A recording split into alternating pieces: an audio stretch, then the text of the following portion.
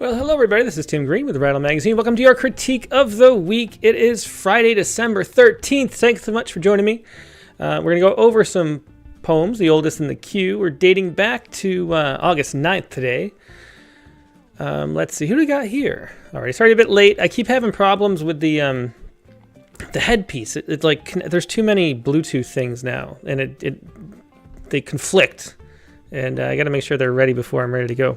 But anyway, let's see. We got Jerry Stephenson here, Brian Abbott, Dr. Q is here, Steve Farrell, Dick Westheimer's here, Terry Miller, hey Terry, James Spencer, Winston Munn, Sandra Fees, Dee Coleman, Tom Barlow, Lynn Schilling is here, Nancy Sabanik, Maria Berg, Jamie Thomas, Steve Harrell, Tara Meslick McMahon, James Spencer's here, Joseph Norris, Jamal Uden, David Boos, good to see ya. Patty Arbor is here. Kato Dozier downstairs. We got Sharon Ferrante here. Dr. Q, if I didn't say that. Ellie Rowland, Hammett Malik. Good to see y'all. So great crowd on hand. And we're going to start out with something a little bit different and just a little bit of a talk about something. So Dick Westheimer sent me this. There you go, the music, perfect timing. Dick asked me this question. Let me pull it up so I can share it here. So Dick said, Tim, I have a question about adjectives in poems and how they work on the brain. Maybe you could address when it comes up on Critique of the Week. Well, instead of waiting for a poem, I think, and singling someone out, we'll just use Dick's examples here. But Dick says, whenever I read two adjectival dyads close to each other, just adjectives in pairs, you know, my interest just nosedives. So two examples he's got are a triacally, from a poem of his, triacally, I don't even know what that word is really, triacally Bible stories told by dry-tongued men. And that triacally and Bible stories, or triacally and dry-tongued are examples. And when you hear adjectives, they just don't sing. We've said many times on the Critique of the Week that adjectives are the weakest type of word, really. I mean, other than articles. I mean, everything's important. You don't want to drop articles and things like that. We talk about that all the time as well. But adjectives are so much less effective than nouns. And so, Dick says there are other issues with both of these examples. The other one he uses is turgid rivers to frontal lobes is a little phrase. So you got the turgid and the frontal lobe. There are other issues with both these, but out of curiosity, why adjectives do this? And so the reason is adjectives are subordinate to everything else. So if you think about human beings, like we evolved, you can't really get away from the fact that we evolved in a world to do things. We weren't really made to have language and write poems. It's a byproduct of what we were going through, and it's a tool that we developed. And so if you think about the most basic sentences, there's elements that are the most important thing to know, and that's what we grew up learning. So it'd be like, Jim, snake there. Like that's what we need to know. It's subject, object, verb, or subject, verb, object, depending on which order our language is. And those are the elements that have a lot of weight. Those are the ones that have the importance to us. And so the problem that comes up with adjectives is, we're tuned to that. We evolved for hundreds of thousands of years to have focus on knowing what the danger was or where the food was or those very specific things. And the descriptors adding on top of that are subordinate to the actual details of the sentence. And so, in the actual way that our brains work and as creatures we are, is we're all these layers of sort of consciousness that build up and bootstrap on each other and layer on top of each other. And you can think of it as those key elements, which are called the heads in linguistics. It's the head. And we're a head-first language, which means we tend to say the most important thing first. As opposed to a head-last language, which is you go in the opposite direction. But either way, the heads, the most important part, are the subject and then the verb. So it's who is doing it, what they're doing, and then finally the object, what it is. So Tim throw rock is the basic fundamental structure of a sentence. And those are the three elements that matter in that order. And so if you have adjectives describing, Tim throw big, heavy rock, all the lower parts of our brain care about are the details that matter, that Tim throw rock.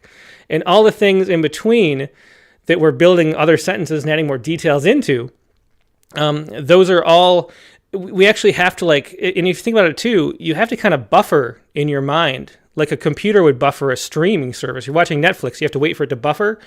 If you have a big long phrase, Tim throw big heavy round rock, where we're listening to that big heavy round, our brain is like in this holding pattern, waiting to see what the actual noun is, and because that's the actual relevant part. And so that's why adjectives have a lot less weight. And you can think about it, and that's why we always talk about concrete, being concrete with your writing, is because those nouns, those objects are just so much stronger because they sink deeper. They have literally, you can think about it as if you have all these layers, imagine a geological trench that's been dug, right? And you drop something heavy. The deeper through how many layers it penetrates is based on how heavy, how much weight that rock has or whatever you're pushing down. And so the bigger, the weightier the word, the farther it sinks down into your consciousness. And so that's why those have it.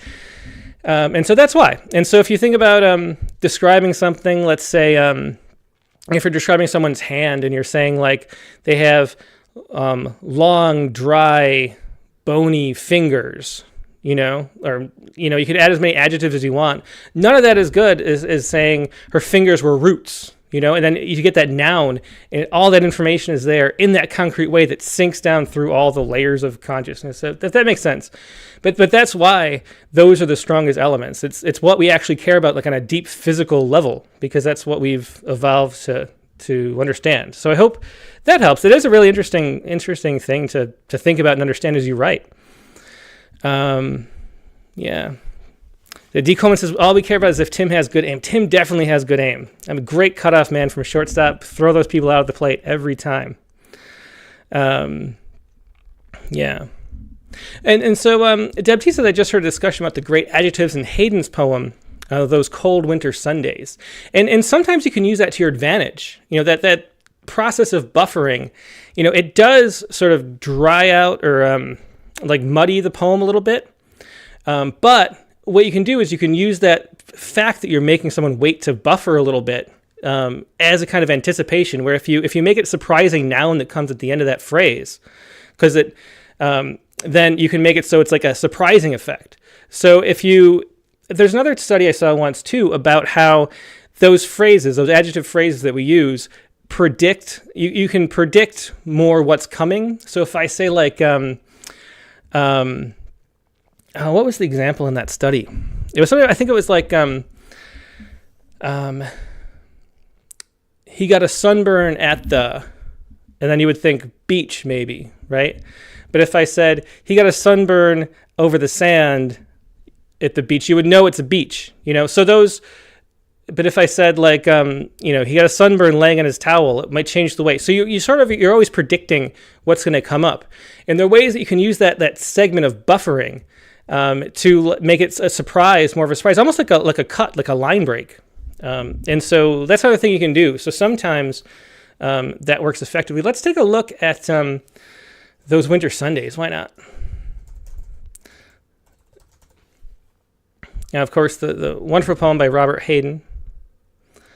And these are what's interesting about these.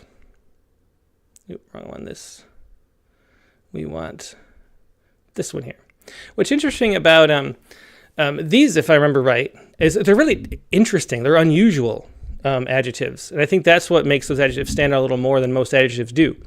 So Sundays too, my father got up early and put his clothes on in the blue-black cold. See that blue-black cold? That's an example of that. Then with cracked hands that ached from labor and the weekday weather made banked fires blaze. So you have the banked fires blaze. No one ever thanked him. And here you have a really nice use of different sentence length too, which is something we talk about too. We have this long sentence, and then we have this short, tight sentence, and that makes us focus on that and makes that stand out more. And so, in having the blunt statement like that in that one short statement, it's in the way that when you're talking, if you pause for a long time, it redirects your attention. In the same way, this redirects your attention, makes you focus on this little short sentence, which is always a really interesting thing to point out with those winter Sundays. I'd wake to hear the cold splintering breaking.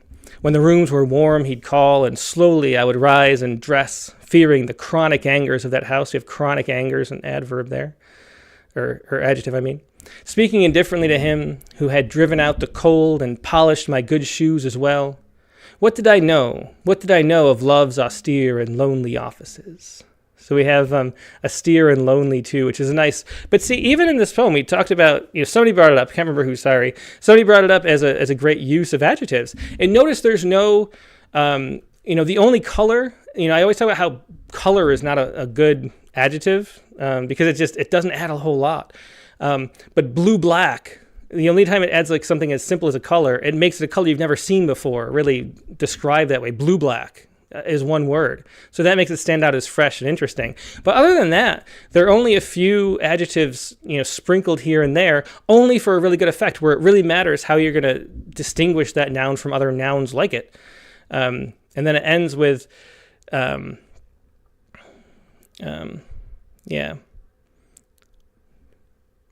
So anyway. Let me just look at what the comments are. Yeah, Sharon Friday says, but if I say black butterfly on thistle, isn't that better than just butterfly? It definitely is. But the point is, the other, that if you use too many, like you can fall into a pattern where you think that adding a lot of adjectives adds a lot to the poem. But there's a real diminishing returns, and there's a real you have to use them with purpose. Other thing that's interesting too, from that Secret Life of Pronouns book with James Pennebaker, is one of the things he talks about is using more adjectives is one clue for deception. And so I think we're tuned to that too. If I say, or just think about how Trump talks, it was extremely the biggest, most bigly thing ever. That makes you think that it's not even that big at all, and it's because we use those modifiers. There's a sense that we have of that's deceitful to do that too. And so, And so adjectives should be used sparingly and only when they make the nouns really more concrete for a real purpose. And I think, as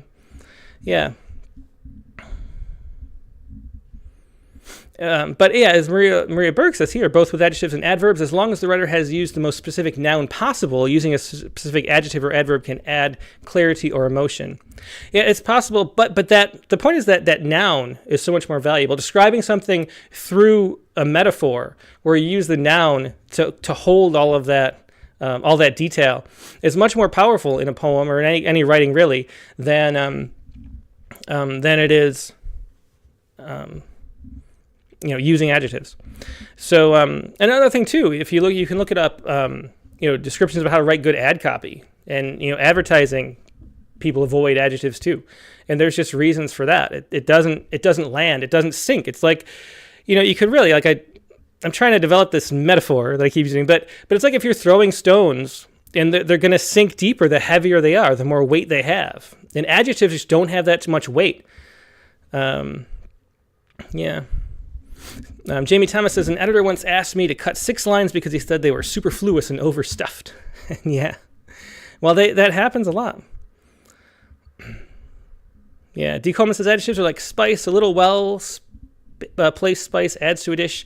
Too much ruins it. Yeah. Okay. So anyway, that was an interesting thing to talk about. The why of it, though, is really interesting. It is, just so much. And that's why I think, AI can imitate what we do as poets, but so much of what we appreciate and the levels that we appreciate a poem on are the level of the body. It's not as simple as just the words on the page. It's the way that the words dance in your mouth as you move your tongue around on the dance floor of your mouth and teeth. And the patterns that emerge from that as you talk, the rhythms of your breath, and the way these things are coded deep in these neural bundles that we have, because we've been evolving to speak for 200,000 years plus, and we have all these things pre-coded to grasp onto a certain language, to certain sounds, and certain ways of organizing the world. And the primary one is labeling things so we can communicate to each other for survival. And so those things have the most profound effect on us. And it just comes down to it. We need to know, now it doesn't matter as much, but we used to need to know really badly where the food was, where the danger was, what the danger is. And those very concrete, specific things are the things that we're really attuned to on like a whole level of our being. And so those are the things that resonate with us when we're reading poems, and not the extra little details, not the abstract concepts. It's the concrete things. And that's why poems, we always say, make your poems more concrete, because that's how you feel. You get those stones you're throwing into like the core of my being by being really concrete. So anyway, so interesting thing to talk about. And thanks to the Poetry Foundation for sharing those winter Sundays.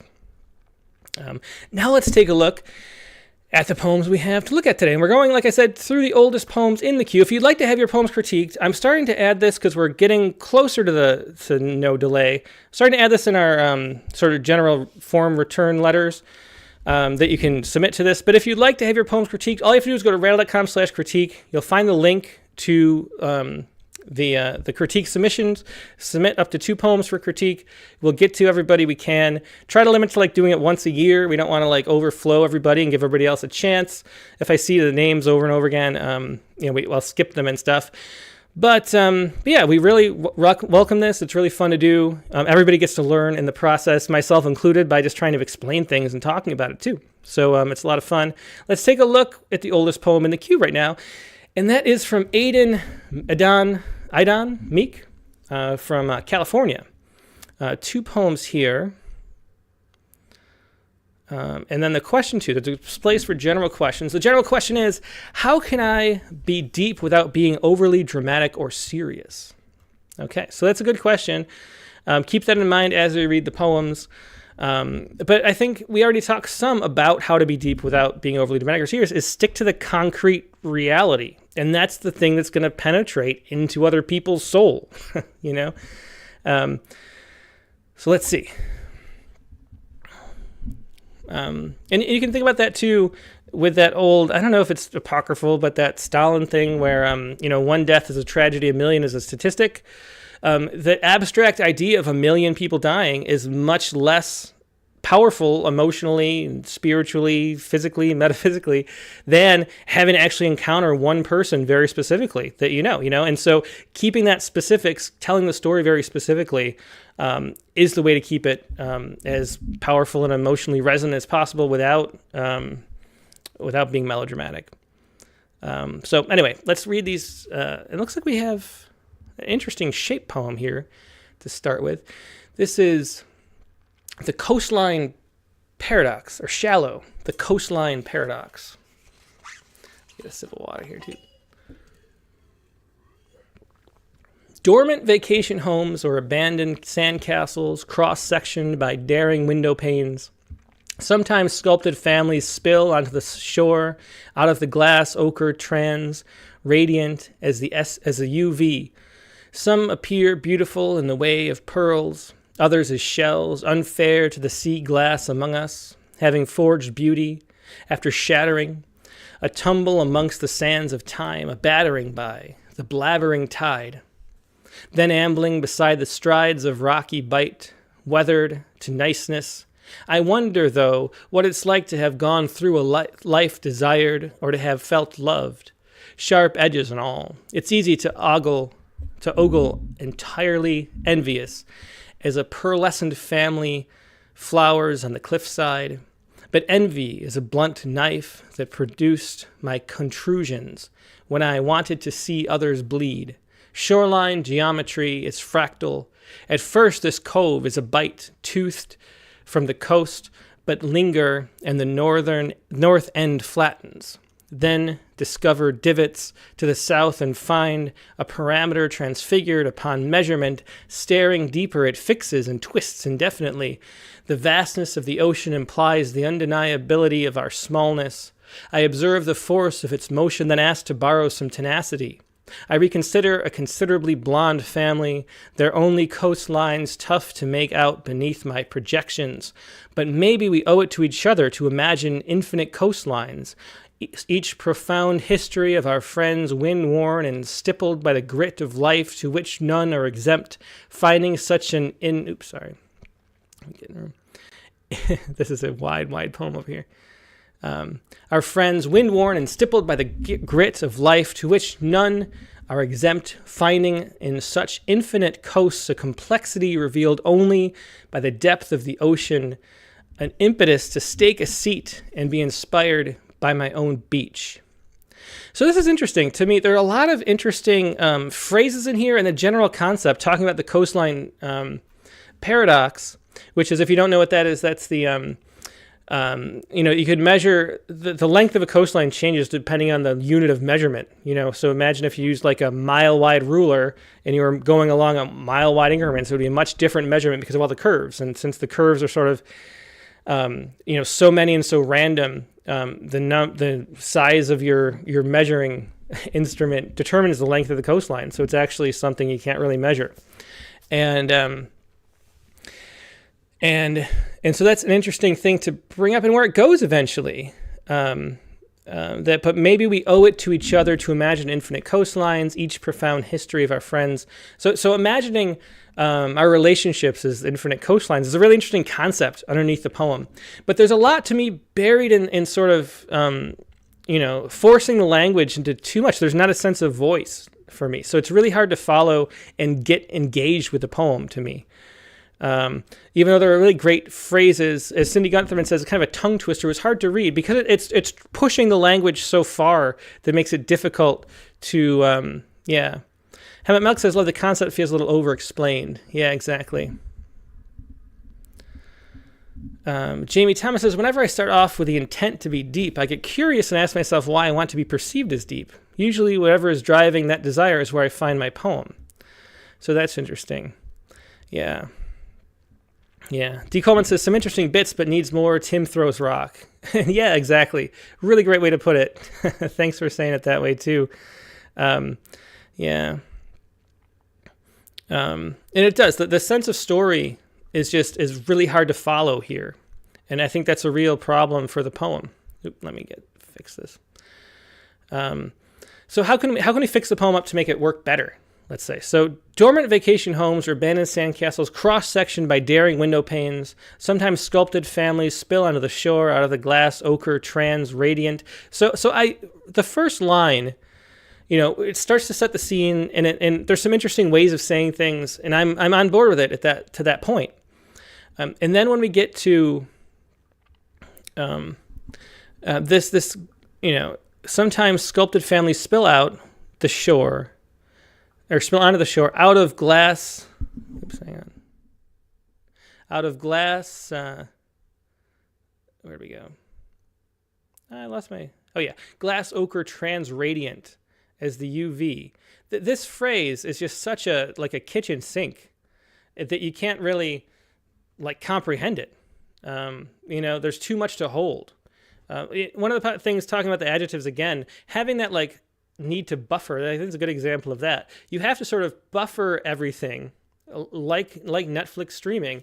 You have to buffer that in your mind in order to wait for it to resolve into what it's gonna make sense and how you're gonna fit that all together. So you have to hold these things sort of simultaneously in your brain, and so you have these pile up of detail. You really lose track. It becomes too much RAM, too much processing power for you to hold that in your readily active memory. And then piece it all together in time. And so you end up sort of playing catch up on the poem, I think, at this point, because this detail is so complicated. Glass, ochre, trans, radiant as the UV. I don't even know how to resolve that.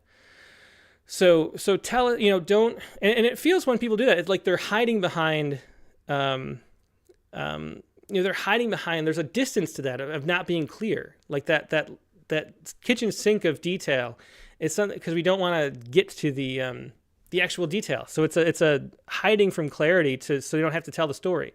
So, so it works until pick one detail, but glass, ochre, trans, radiant as the UV is just too much. Some appear beautiful in the way of pearls. I like that phrase. Others as shells, unfair to the sea glass among us. Having forged beauty, after shattering, a tumble amongst the sands of time, a battering by blabbering tide. Someone said, I like blabbering tide too.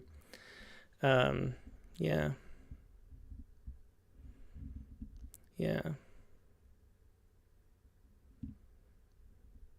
Let's see, just trying to look at more comments.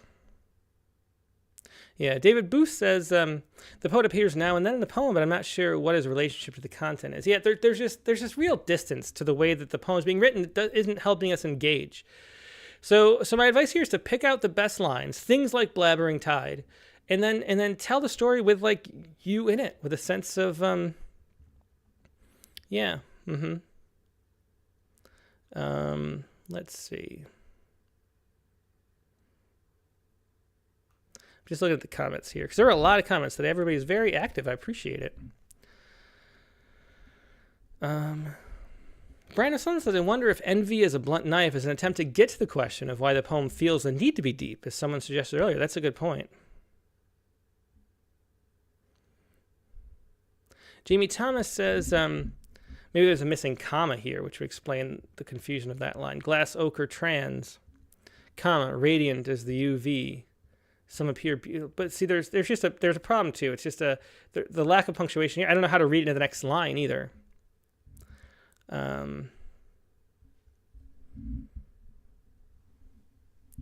Yeah, Senator Fee says this is a poem that has so many interesting words. If this were my poem, I would either write it out like prose or create a lot more space. Yeah. Yeah. And yeah, and the shape is, Tom Allen asks, is there a reason for the long lines and the different lengths? And I think it is. It's supposed to be a sort of an inlet. All right. Anyway, let's go a little bit more, and we'll look at the other poem too that was submitted here. Yeah, ambling beside the strides of a rocky bight. Bite is an unusual word, and that is used later too. And so that's one of those ones, repeating unusual words. They really stand out. So I would avoid doing that. Weathered to niceness, I wonder, though, what it's like to have gone through life, desired, or to have felt loved. See how this is difficult to read because it's not punctuated regularly either. Sharp edges and all, it's easy to ogle, entirely envious as pearlescent family flowers on a cliffside. See, as you see, the pearlescent, there's a nice use of an adjective right there. Pearlescent family flowers on the cliffside. And there is an image that it makes the image more beautiful. And it's a really nice image too. But envy is a blunt knife. We get a nice short, that's a nice short line that stood out for a lot of people too. And so those are things to keep, but then add, yourself in the poem, I think, because when I wanted to see others bleed, like why? What does that mean? It's dancing around who the speaker is. Oh yeah, that's why it looks strange to me. Yeah, bite should be bite, B-I-G-H-T. I was wondering, and bite is that's the this is the bite, the curved recess part of the coastline. Yeah. All right. But envy is a blunt knife that produced my contusions. Like what contusions? Like what does it mean to want to see others bleed? Like the content of the poem, what the poem's actually about. There's just so much distance to it. I don't really know. Shoreline geometry is fractal. At first, this cove is a bite toothed from coast to coast, but linger and the north end flattens. Then discover divots to the south and find the parameter transfigured. Upon measurement, staring deeper, it flexes and twists indefinitely. So the one thing that's working in this poem too is there's a movement in the concept of the poem. So we have, there's a nice movement actually from these dormant vacant homes, thinking about the people coming out of them, the glass, to my reaction, to like pondering and thinking about the coastline problem itself and what we're talking about with those twisting indefinitely. So there is a nice progression here. It's just also buried in too much wordplay and details that it's not connecting. So tell it more straightforward so we can appreciate the poem. It's just the basic suggestion.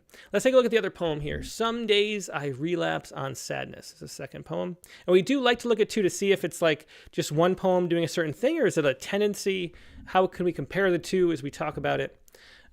Once again, let me look at, what was the question? The question was, how can I be deep without being overly dramatic or serious? And I think the best advice that of writing is what is on Bukowski's tombstone. Bukowski says, "Don't try," and "don't try" means like don't force it. Let your mind and your love of language, the music of speech, run with the poem, and then see what comes up. Don't force it. From the Zen and the Art of Archery, you have a much too willful will. You think that what you do not do yourself does not happen. Like, don't force the poem out. Don't force profundity, because then it's not actually profound. It's like being actually like deep and profound is like catching a feather. Like it's floating. If you grasp at it, the wind of your hand will blow it away. You have to be patient and let it come to you. And that means entering a scene, following the music of the poem, and letting your subconscious do the thing that's finding what's profound. Because there's something profound like in everything. Like there's so much going on in the world in our lives, and they're so complicated that we can't really grasp them. We have all these basic, these models of that. They're just so incomplete. And that's why we need poetry. But that's why there's always room for self-discovery and revelation, because everything is incomplete. And so if you let your subconscious be the one to generate the meaning, which is what art's really about, then you'll find things that are deep and meaningful. But if you're trying to like force it, you're never going to catch it, because it's always these models that you already have that and it falls completely flat. So the trick to being deep and profound is to don't try. Like catch the feather, just let it land. And so focus on the image, focus on the detail, focus on the voice, and let things happen. Okay. The other way to describe it is what Jack Grapes talks about in his classes. He's an actor. He turned method acting, which is where you let yourself embody the character and react spontaneously within the scene as if you're actually there, instead of trying to like act sad or upset or whatever. Like actually be upset in the moment because you're the person. That's what you have to do when you're writing. Like be the speaker. Let the speaker's voice take you where the speaker's voice wants to go. And that's how you find the profundity that you're looking for, the revelation, the newness, the surprise. If you're trying to get there, you just won't. That's why I always say that Zen, the Art of Archery is the best book to read when you're a writer, because that's the way to go about it. Okay, anyway, enough of rambling. Let's see this poem. One some days I relapse on sadness. One some days. I'm not sure what that title is. It's a little confusing. One some days. Anyway, sadness is a man with a knife at my throat. The sky screeching. I too ravaged on the tile. Goosebill hand fondling the sleeves of saltiness. The sliver of a moon is a failure of a lamp outside. A weeping willow languishing in the eaves. I wander out of my head. At my darkest love is a dance. And I'm residing in some footloose hell. Oh God, let me dance. Thankfully, the night is a vast thing which can hold the torrents myself.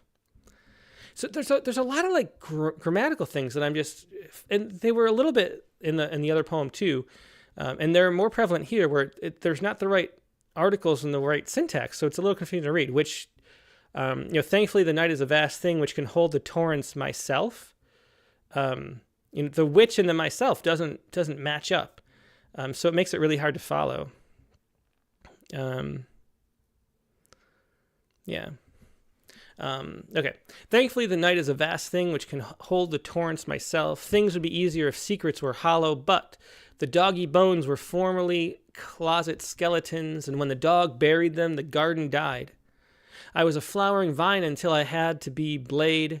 I have versions of myself which will die in a shoebox beneath my bed. I'm killing myself by holding a knife to my throat. Anger, in turn for sadness, was an honest pursuit. But sadness became a drug I would dry swallow, dulling pain by dampening everything else. And dampening me, hung around the rail of myself like a storm-soaked windcoat, an elephant foot on my chest when I tried to breathe deeper. The stones in my pockets when I try to get out of bed, I've come too close to being a thrown pillow. So here I want to point out something too. Again, talking about how to get to the profundity.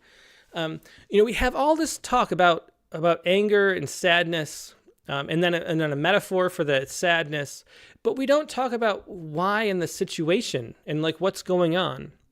As Winston Munn says, this seems like a too hard attempt to write poetically. Like we want to hear your story. We want to hear what's going on. And so having this like abstract talk about, it's like talking about a thing. It's talking around the thing instead of addressing the actual thing. And so what is like what's causing the anger? What causes the sadness? Like, don't hold back on that, because that's your story. And we're here to hear your story. We're listening. Like, you have an audience. We want to hear what's going on. And as Grace Atlas says it this way, which is the same thing I'm just saying, a lot of telling and not showing. I wish this piece was more consistent with its punctuation too. Yeah. So, yeah, Winston Munn says, I always go back to Thomas Lux. Writing poetically is not the same thing as writing a poem. Yeah, exactly. And again, it all goes back to this, just there's too much effort, there's too much trying and not enough just sitting with the story and letting the story be told.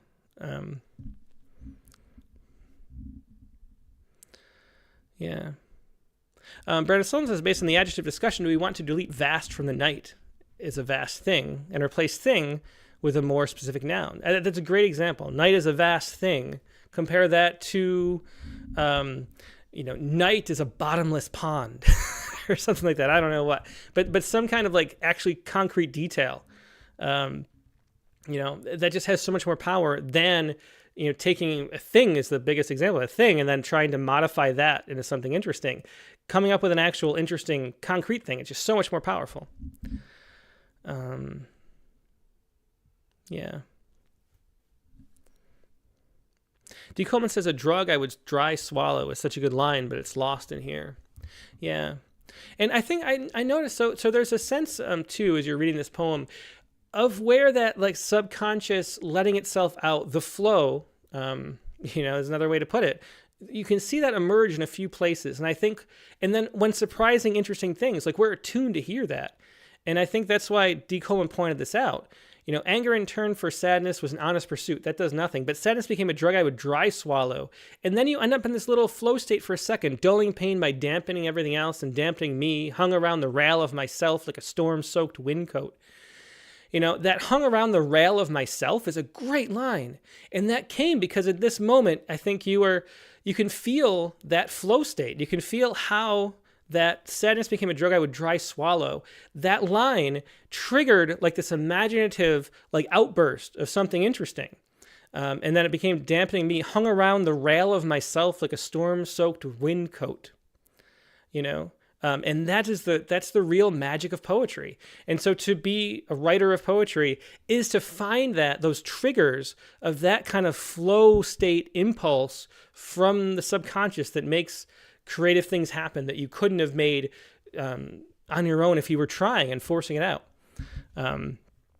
Yeah. Terry Miller says Charles Simic is a great poet to read and study concision. And yeah, I think that's a great advice for this poet. Okay.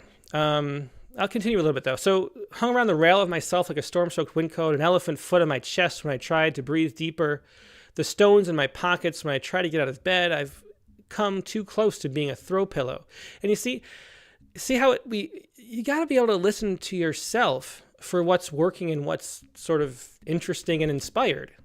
And so these lines are, when we get here, you can feel, and I don't know how much it takes to develop the sense of it, but you can feel like the flow state dissolve and then it become forced out again. Stones in my pockets. When I try to get out of bed, I've come too close to being a throw pillow. I mean, that just doesn't work nearly as well as everything else in that stanza. And I think to be what you do as a poet is notice that, like pay attention to when it's actually working and when it's not. Okay.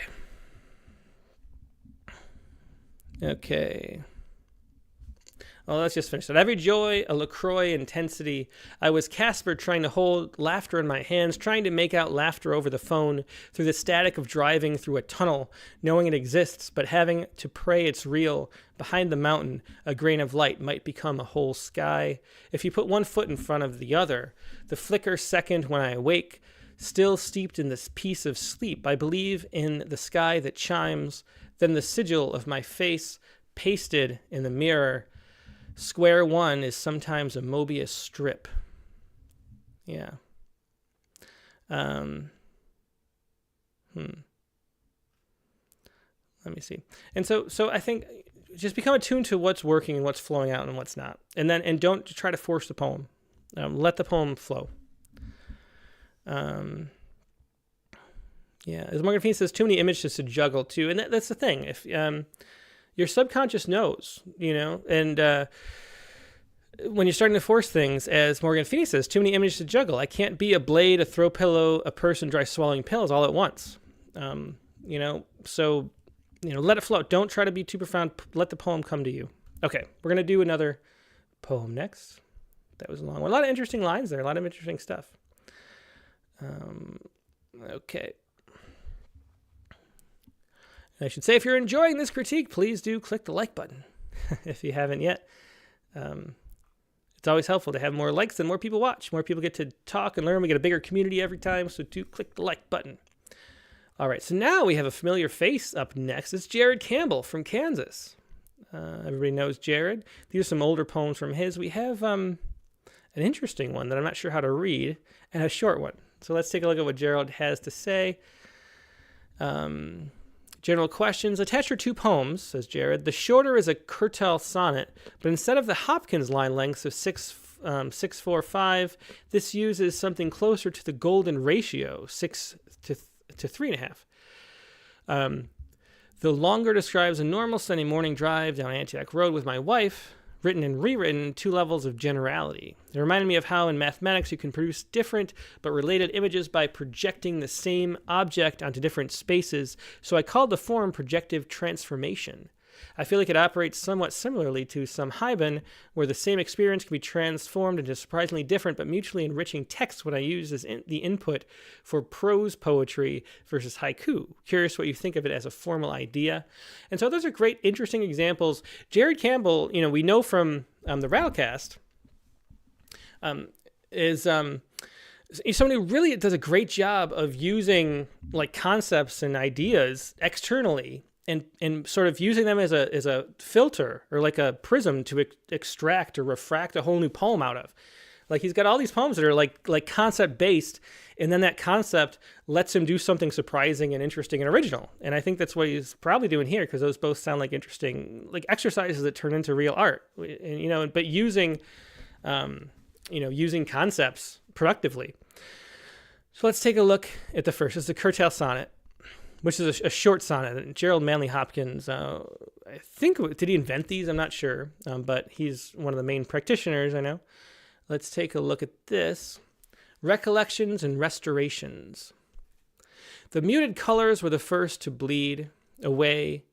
If now they appear vivid, then they must have come from a restorer's brush, followed by the sound of crickets pleading, breaking up the summer's nighttime hush, and finally the smoothness of your skin. The only recollection that remains of us together in the darkness past, the softball fields, is the smell of just stopped rain and fresh cut grass. So I think that's very lovely. Recollections and Restorations. And yeah.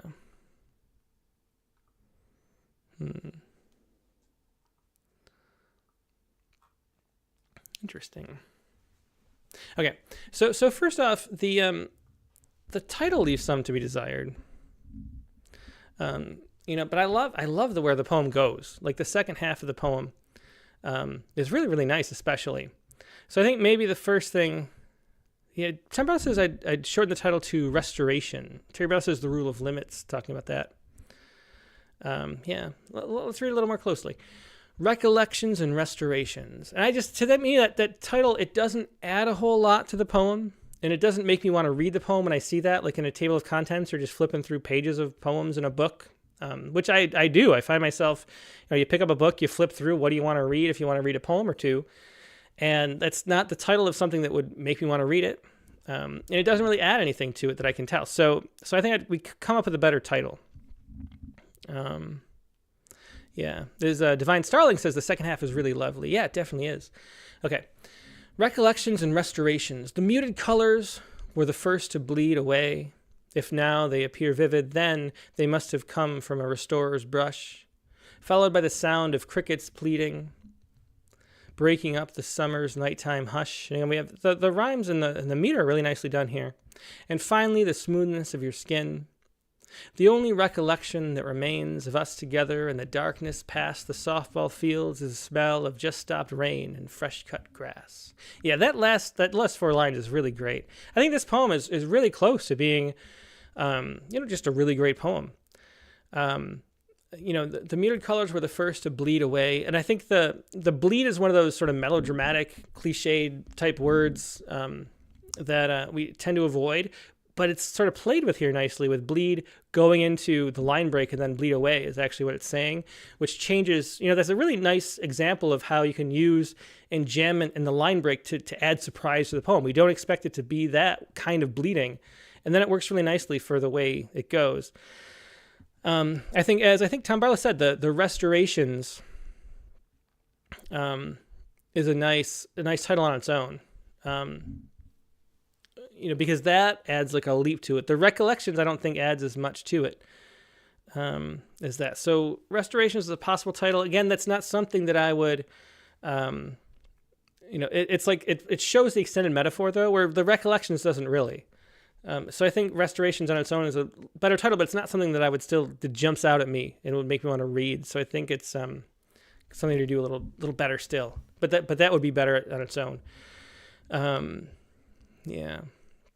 Anyway, the meter colors were the first to bleed away. If now they appear vivid, then they must have come from a restorer's brush, followed by the sound of crickets pleading, breaking the summer's nighttime hush, and finally the smoothness of your skin.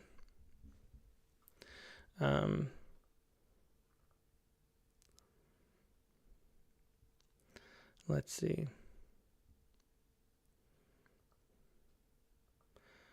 Petty Ever says, parentheses often feels like telling a secret. Here, maybe a shorter line needed.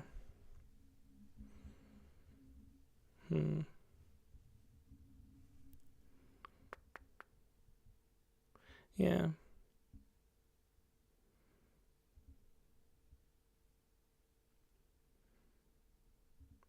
And David Booth says, I think the Restorations refers to how we remake our memories, restoring their colors beyond what they were.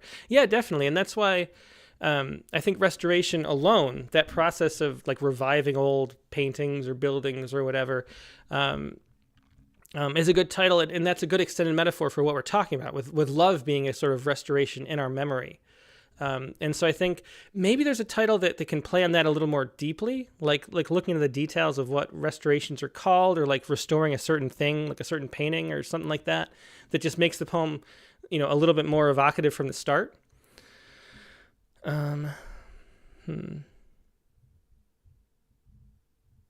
Yeah.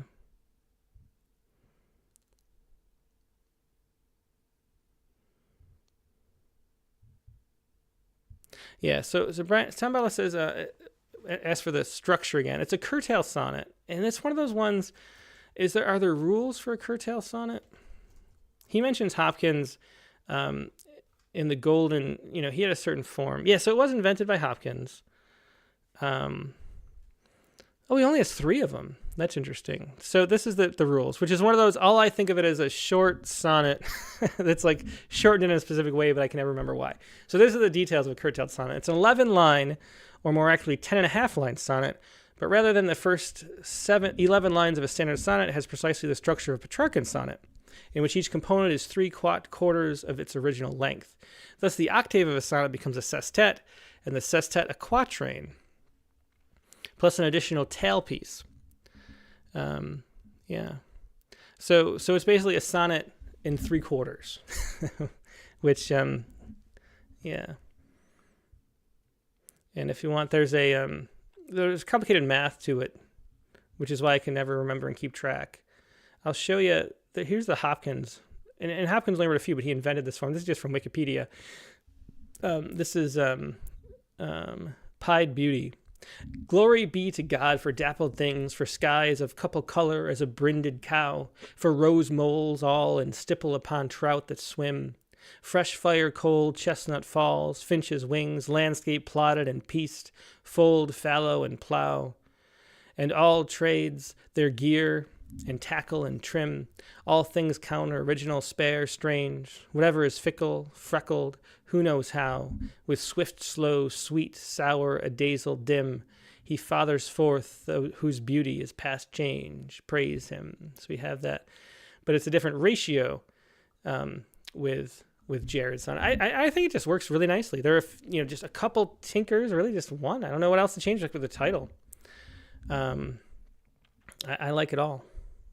But the title could be more interesting. And definitely no change with this. I really love that there's a way that flows to that, because of the curtail nature, that line's shorter than the rest. It really, makes that sing in a really stark way that I like. I like the sound of that especially. The only recollection that remains of us together in the darkest past, the softball fields and the smell of just stopped rain and fresh cut grass. It's really, really lovely. Last stanza there. Let's take a look at this longer poem that Jared sent too. Antioch Road, and they're a projective transformation of this. So it's an interesting one I've never encountered really. So we'll see how that goes. Antioch Road. Let's start the day at Hannah's Donuts. You'll get a glazed Bismarck with pudding. I'll get an apple fritter, which they smash before frying to maximize its crispness, assuming they're not sold out. Remember, cinnamon and texture will linger with me all day long, or childish disappointment. I'll get a few old fashions for later. We'll drive down Antioch, past Home Depot and IKEA, where couples go to fight about irreconcilable visions of their suburban paradise. There, but for the grace of God, I go. We'll pass Antioch Park, where we played pickleball on tennis courts while my parents watched Benjamin when they visited in March. We heard commotion and looked across the lake to see Benjamin chasing a flock of Canada geese. Once the geese were exercised, my parents took him to the charming playground built to resemble a town, which I feel is a way to describe Overland Park. Let's turn 119 and stop at Whole Foods. I'll get the salad stuff. So let's turn on 119th and stop at Whole Foods. I'll get the salad stuff. You want radicchio and Honeycrisp or fennel watercress? The Stilton's finally back. You go to Pan Asia and get some garlic shoots and cauliflower. You remember, before we moved to the Midwest, we grieved Dungeness crabs for months. We won't be able to get these in Kansas, we'd say, and we arrive here, and there they are, tanks of them. Get 2 Dungeness crabs. We'll go home, I guess. That's what life has come to. A date is donuts and groceries. We'll go home and make a salad in the afternoon. I'll eat another donut and maybe write a poem that doesn't go anywhere. And then we have this projective transformation. And so let's read this and look at them side by side if we can too. Life is spent diagnosing life. Life is orbit-like or something hidden in it. Life is flat. Stop looking for hidden depths and enjoy it for its texture. Sweet surfaces and single moments. What an inhuman way of life, living in the moment. Life is lived between the moments, just as flavor is the cinnamon of yesterday, but now life is endless and empty. The world has limits in time and space. The world has no limits in time or space. The limits of the world are not in the world. If I reach the limit of my world, I do not feel another world. I feel the limitedness of my world, you beautiful mirror. Return to me, beautiful pastime, unserious exercise, my past, present, and future as I return to you. The geese are screaming in the cold. The water gives them back themselves, screaming and following each other as we are flowing each other into an ever longer past. I will reserve you as long as I am able. Return to me, beautiful pastime. Life is something picked and not yet too far gone. Life is salted stuff. Life is molded, moldy stuff. Life is something made to outlast itself. Life is something that fights back. That's the crab and his shell talking. You never take off your armor. You never grow. I'm not looking to grow. I'm looking for some little place I can feel safe. Home is a disappointment where one can be oneself. Oneself is not a self. Selfhood is a doing together, just as shoreline is always moving, and is lake as much as land, just as home is not a place, but something being made. Well, this is, it's interesting. Yeah. Let's see.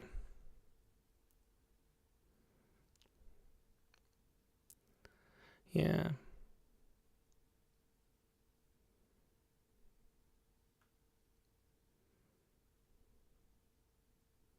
So this is Antioch Road, and it's a projective transformation. Let me look again at the explanation, because to me, I think it's interesting. I can see it working as an interesting form, but I'm not quite following how the transformation works. Let me reread this again. The longer describes a normal Sunday morning drive down Antioch Road with my wife, written and rewritten at 2 levels of generality. It reminded me of how in mathematics you can produce different but related images by projecting the same object into different spaces. So I called the form projective transformation. I feel like it operates somewhat similarly to some Haibun, where the same experience can be transformed into surprisingly different but mutually enriching text when used as the input for prose poetry versus haiku. Curious what you think of that as a formal idea. Okay, so what I think it can work. I think we need to be more explicit about what we're doing. So I think, again, similar to, stuff talked about before, I think the title's not doing enough work. So we have this called Antioch Road, and then it's called a projective transformation. And what if we, call these like phases of projection, I don't know, something that hinted to what levels they actually were. So we had sort of a frame of reference from where we're going. Or for what we're projecting through. You know what I mean? There's a poem that sort of does this. It's an erasure type poem. And let me just pull this up, because it sort of does a similar thing. And I think you might find this interesting. It's Phases of Erasure by, what's his name? Well, he was on the Rattlecast. There, Bill Gloss, that's his name. And it does this, and it's really nice to see in Rattle itself, because it's an erasure of itself. And so in different levels of detail, sort of like those burning haiku that we see that don't really or Haibun that don't actually have haiku in them. But so it starts out, I won't read the whole poem. This is Phase Line Whiskey. And this is so it's Phase of Erasure, A Soldier's Journey. If you read the poem, love was the first word uttered after Mama and Papa, who scratched your babbling language into a memory book to mark milestones from your childhood, a dictionary that grew wide as a distance between stars, and it goes on like that. And then the second poem is Phase Line Alpha. Love was the first word, so it's actually an erasure poem of the above. Love was the first word scratched from your dictionary, the first principle, you disappear, your parents knew. So it's getting that, deeper layers of meaning. And how there's just a lot going on in this poem. But then it goes to the last one, Phase Line Romeo, which is just nothing matters, not the blue sky, not dreams of tomorrow, your beating heart slows, becomes stone. And so it's about post-traumatic stress. The phase lines are WAR, which spell out war.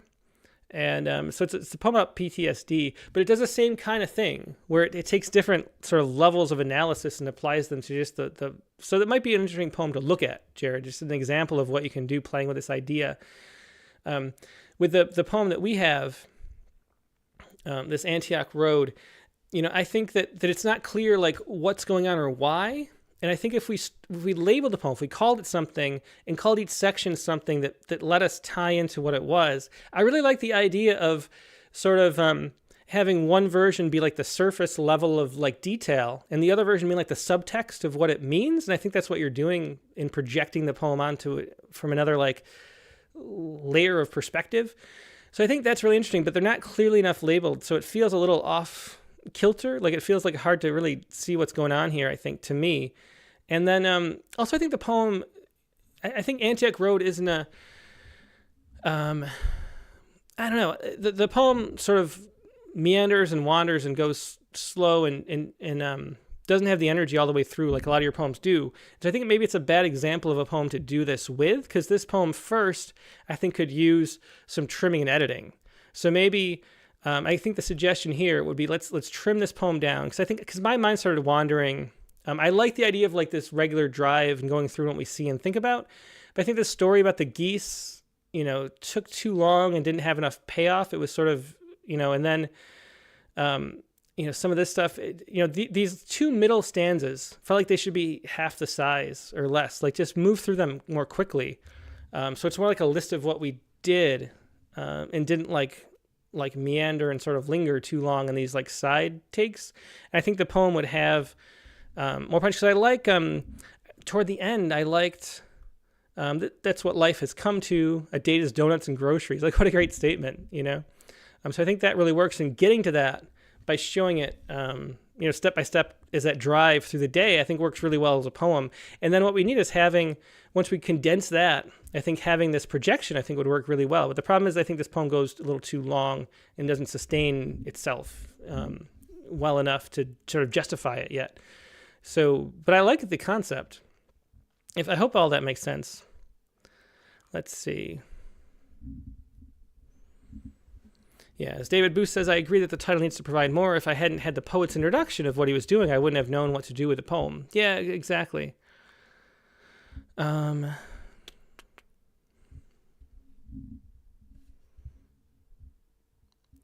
Rowan says, it looks like you could read across the lines to experience the story from the first poem and the comment in the second poem. I wonder if, that's another thing I was thinking of, if you could do it, there's certain poems, I'm trying to think of examples. There's a poem I'm thinking of, but I can't remember how to look it up or what it was. But I wonder if you could, a thought I had is instead of having these, side by side, if we had these like in regular, and then these lines slip in between them in italics, with sort of indented maybe. And so you get the sense that they're doing two different things, but they're mirroring each other more clearly. Yeah. And so I think maybe, playing with this concept is really cool, but maybe finding a better format for it, I think, in the end. There is a poem, which one's that? And who's it by? It's like, and we had a poem that was a Rattle Poetry Prize finalist that mixed two poems together in a way that was interesting as well. And it was about being pregnant and being, the pregnancy test, being like kind of Schrödinger's cat. Am I pregnant or am I not? I'm sort of both at the same time until the line emerges. And so, let me look up, what is that poem called? Let's see.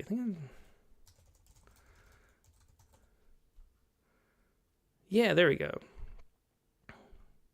Okay. So let's take a look at this. I misremembered it slightly. Here we go with this. So this is another way to do it. And this is like, they're really smushed together. This is Superposition of States by Ingrid Jędrzejewski. He called it a thought experiment, a hypothetical scenario. They called it a threatened miscarriage, a state of uncertainty, constructed to discredit the Copenhagen interpretation. There was more bleeding. So you have this, if you read this one, you have the sense of like two voices reading over each other, which was a really interesting way to do the poem. And I wonder if you could do this poem in that same way, because this is actually, even though they sort of bleed together, and maybe not having them italicized actually works even better, because it's like, it'd be almost like the surface of the poem, and then the undercutting thoughts are being merged into with it. So like every line is like an aside. Yeah. And so, but anyway, there's more bleeding than normal for pregnancy, but less of quantum mechanics, the idea that quantum systems exist, than expected for spontaneous abortion. There is nothing in superposition of states until the measure. So you have these two things interwoving. And that's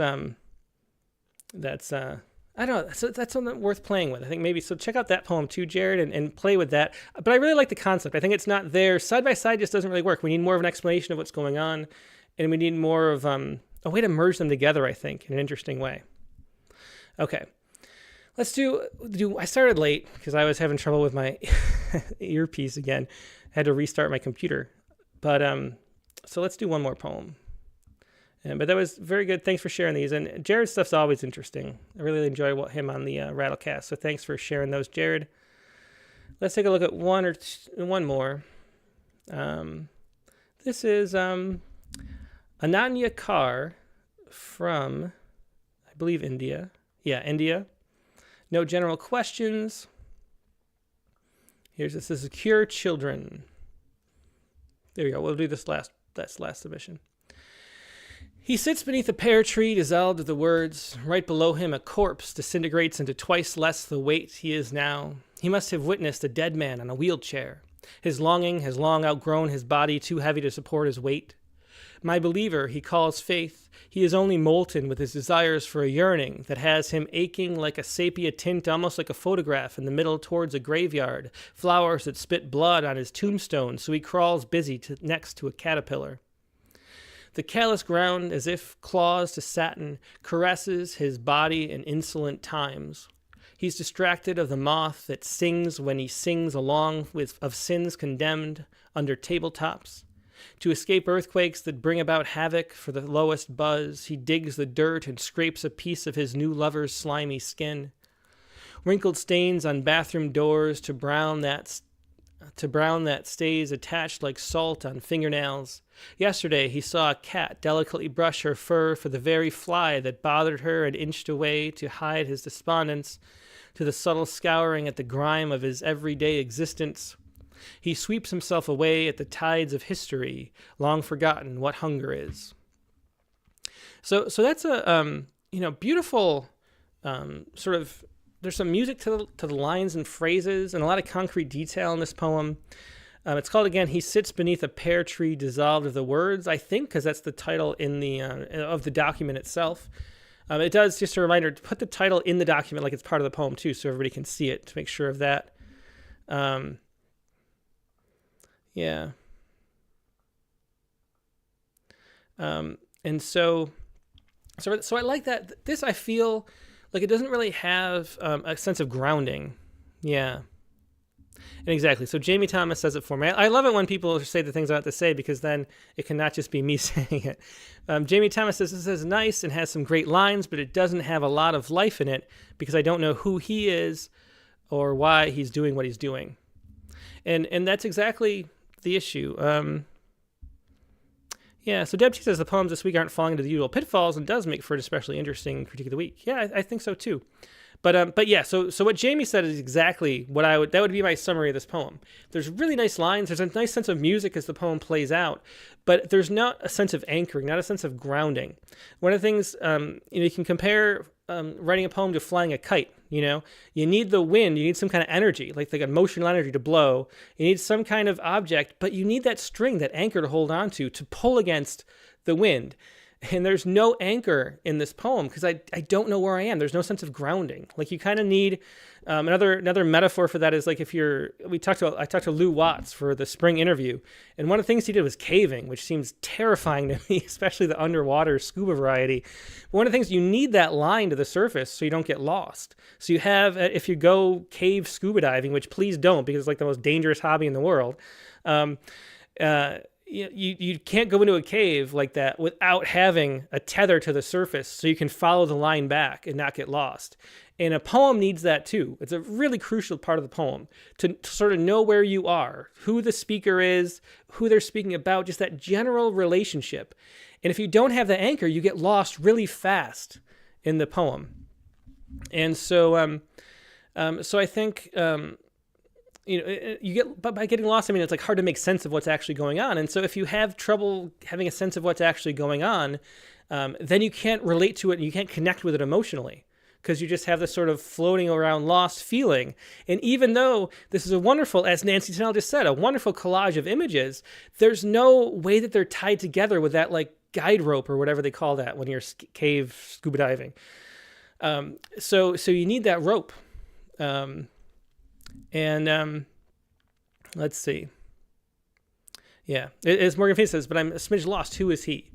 And the title doesn't help. So he sits beneath a pear tree dissolved of the words. It's a nice sounding title, but who is he? So imagine if we just did this. If we just said, my father sits beneath a pear tree dissolved of the words. Right below him a corpse disintegrates into twice less the weight he is now. He must have witnessed a dead man on a wheelchair, his longing, his groan, his body too heavy to support his weight. So just having, I don't know if it's my father, I don't know who it is, just adding my father, so we have that tether, so we know who we're talking about. We can place all this stuff. It really goes back to that very beginning discussion of adjectives, because that the noun itself is the anchor of that sentence. Like, that's the thing that has the weight. That's the heavy stone. And all the things you string onto it just don't have a lot of weight. And so if you don't have that noun, if that like noun never came and it was just adjectives, there'd be nothing there. And it's the same way with this, not having a sense of who the he is. It doesn't even matter who the he is, as long as you have a sense of it. you know? George sits beneath a pear tree. Just calling it George lets us have some kind of way to relate to it, and then we can build upon that into something where we're connecting to. Yeah. So yeah. Okay. So anyway, let's keep going though. My believer, he calls faith. He is only molten with his desires for a yearning that has him aching like a sepia tint, almost like a photograph in the middle towards a graveyard. Flowers that spit blood on his tombstone, so he calls busy next to a caterpillar. And see, so I'm still just lost with who the he is. And yeah. Yeah, so Ali Rowland says, I thought he must be an insect, then got distracted trying to guess which. And she now says he is the corpse below him. Yeah. Morgan Feeney says, I was wondering if he is the Buddha. Yeah, the Buddha would be, just anything. Like letting us know who that is lets us connect the whole thing together. Like that's the anchor. That's like the lodestone that carries all the emotional weight of a poem, is like who we're talking about. And so you can do that in the title, you can do that, but you have to introduce that pretty early on and that's how we connect with something. So who is the he is the real question. And because of that, I feel a little too lost in some of these lines. If I knew if it was an insect, I thought maybe it was a cat, or I thought maybe a different cat because a cat comes up later. I was just sort of lost.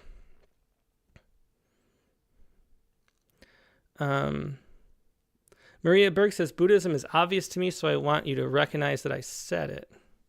Well, Marie Burke says, I think a Buddhist might feel different. I'm not sure what that's referring to. Okay. Well, anyway. Yeah.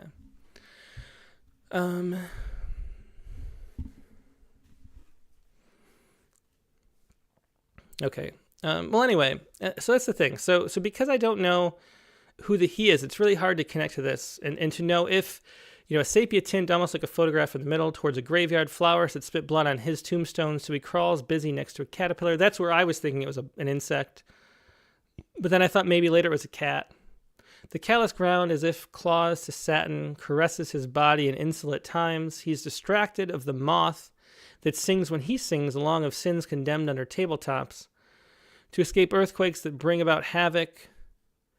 There are a few lines in here, too, that aren't full sentences, and just the syntax alone leaves me a little confused.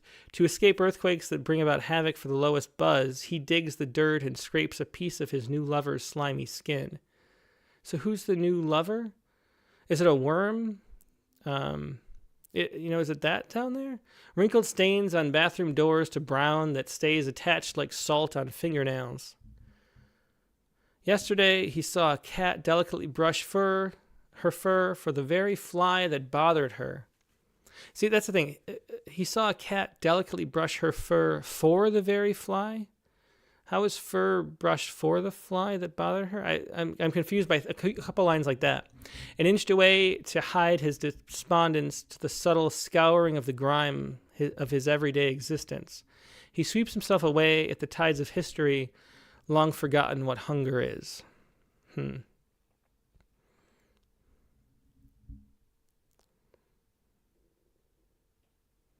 Yeah. Yeah, as David Booth says, number of sentences don't really make sense to me. Yeah, Sharon Francis, if it is Buddha, is that is that what Maria means, that it's talking about Buddha? That could be. Okay, so I don't know. So just a lack of clarity, but really nice details, nice images. And again, as somebody said before, these are not the usual problems and pitfalls of the poems we see on the Critique of the Week. So it's nice to see different problems. Let's see. Let's look at the other one too. And the other one's here. Oh, hang on a second. This happens with submittals sometimes. I don't know why. You got to refresh the page.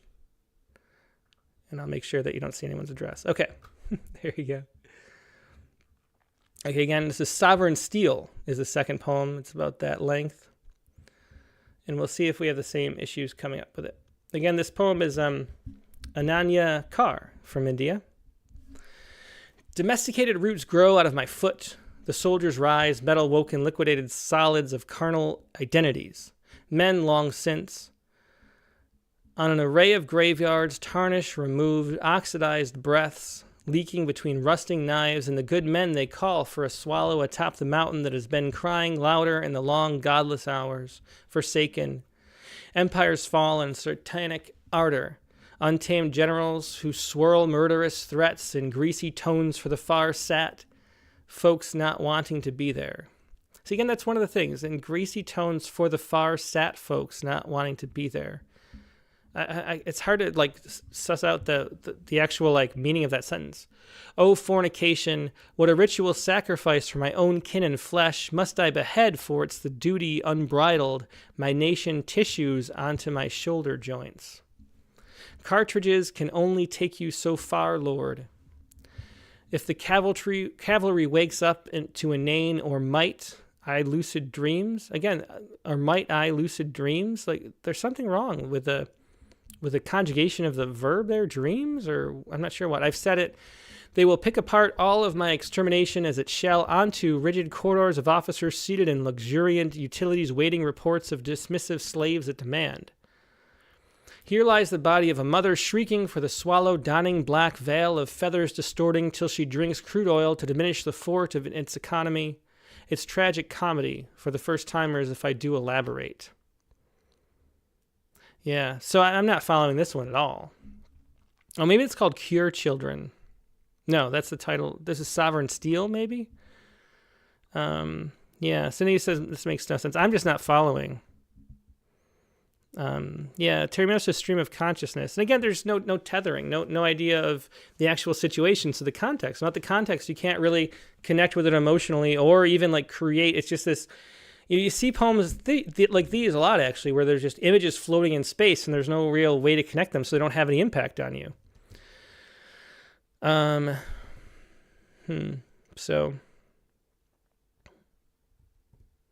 yeah. So I'm not sure. What to say? There's interesting phrases, though, but too hard to follow. We need more clarity, is the sum of that. All right, well, that's going to be the critique. Everybody, thanks so much for joining me. Let's label that so make sure you reply. Let them know. I do let everybody know afterward. I wait till tomorrow to let everybody know because then the right after the live streams end, the chat comments go away. And it's important to see the comments too. So I want to make sure people either are watching live or don't look until the comments are back after they've been screened to make sure there's not like inappropriate content in the comments or something. So tomorrow I'll let everybody know that they were critiqued. And if you know Jared, you can tell him to swing by. Anyway, that's going to wrap up the critique of the week for today. Now, this week's guest in the Rattlecast is going to be... where'd it go? Right there. No. Right there. Yeah. Chase Twitchell is the guest of Rattlecast number 273. Speaking of Buddhist, we interviewed Chase in issue number 36 of Rattle, our Buddhist Poets Tribute.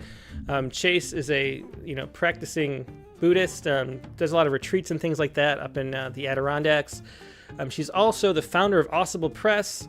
She's just a great writer, really interesting person. Her most recent book from Copper Canyon is Things As It Is. She'll be reading poems from a new manuscript, though, which will be a lot of fun. That's Chase Twitchell, a really great person. Should be a really fun episode. The prompt for this week was to... Let me get the wording exactly right. The prompt for this week was to recall a time that you acted poorly during winter and read a poem that crafts a different resolution to that incident. So recall a time you acted poorly during winter, so a lot of details there, and then write a poem that crafts a different resolution to that incident. That is your prompt for this week. Should also say there's going to be no critique of the week next week. Also no Rattlecast next week. We're going to skip.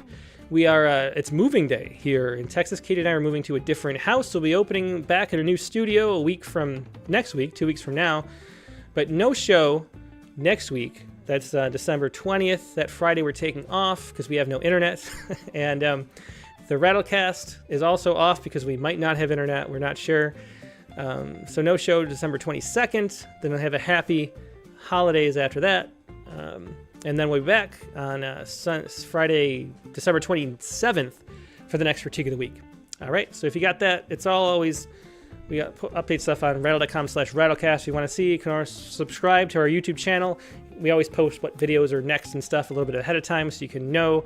But this Sunday, though, Rattlecast 273 with Chase Twitchell, regular time, 8 p.m. Eastern, 5 p.m. Pacific. Hope to see you there. Hope you have a great weekend in the meantime, and we'll talk to you later. Goodbye.